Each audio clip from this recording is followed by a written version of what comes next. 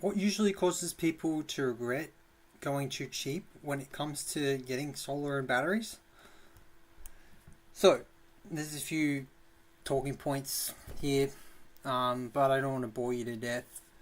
So, I guess the first thing would be to ask a question in return, which would be, have you ever heard the term false economy?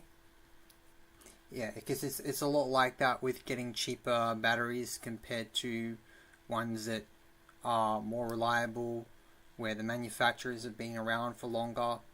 The manufacturer is more bankable and well established, um, has a better financial backing, and where the you have better warranty protection from a local company with a local supplier and a local manufacturer compared to just one company that just imports everything. So the biggest regrets would be, just to be short to long story short, would be underperforming systems that are really saving less over time.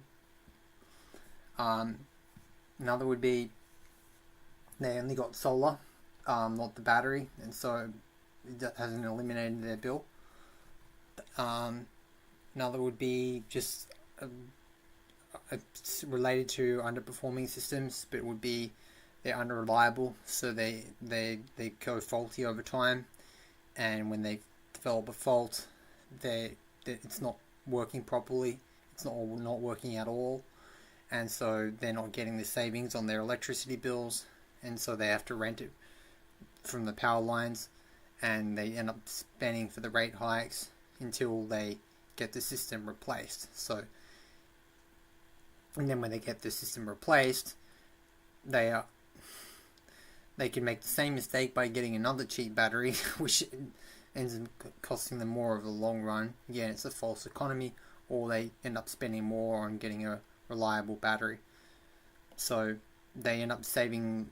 They might end up saving a little bit in the short term, but it ends up costing them more in the long term because they get less savings after the system fails. Okay, and then once the system fails, they end up having to spend more to get a new one because they can't just get it. Typically, they can't just get it repaired because one, the company that installs it often goes out of business. There's been 700 solar companies that went out of business between 2011 and 2019. So when the company goes out of business, they can't. It's that warranty protection from the installer is gone, and even though there's a warranty from the manufacturer, if the manufacturer doesn't have a local office, if the installer imported the gear, then they become the manufacturer under Australian consumer law. Okay, and so if the company, if that's the case, if the company is the installer is the one that's importing the products, then you only have one level of warranty protection. So once that installer goes out of business, that warranty is kaput.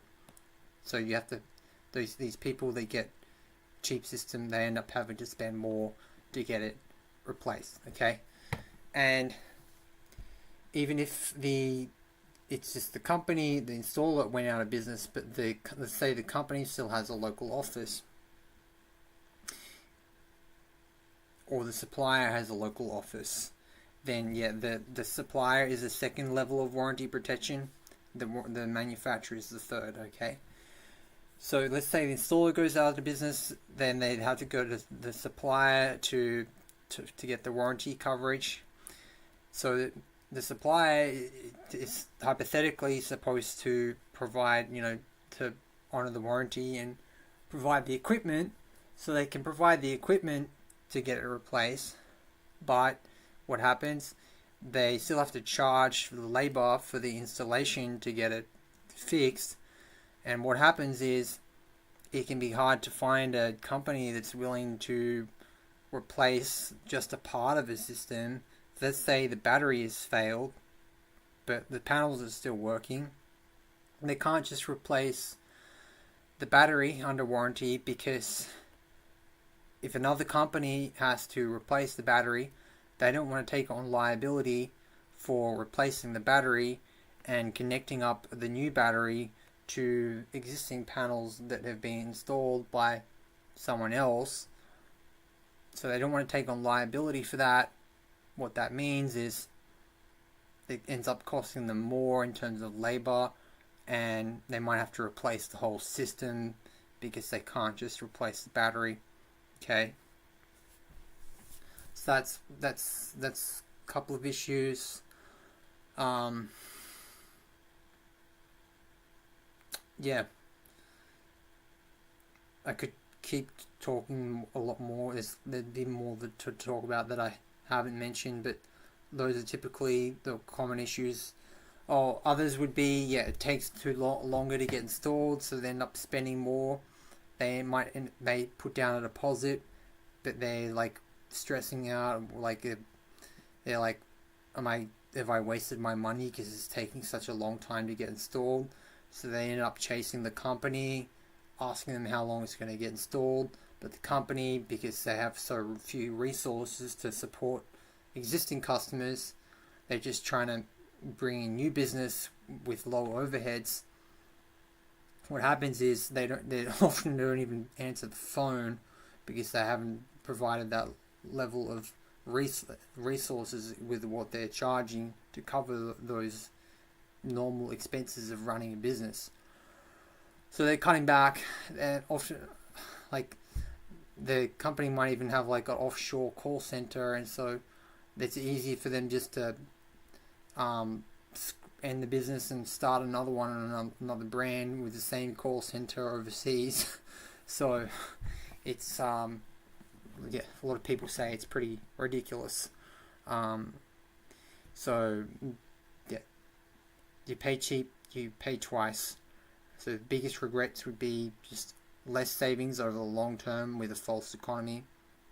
More issues can be damage to the property with roof leaks, with companies that are just cutting corners with subcontractors that just doing rush jobs to get it done as quickly as possible, then on to the next one, rather than focusing on quality to ensure long-term customer satisfaction, which is what we do. Okay, so yeah, I could keep going, but that's just some of the key points. I hope that's been helpful. You can find a lot more information about, the bigger threats people have. The encyclopedia of information about it that you can find online. So I'll stop there. All right, take care.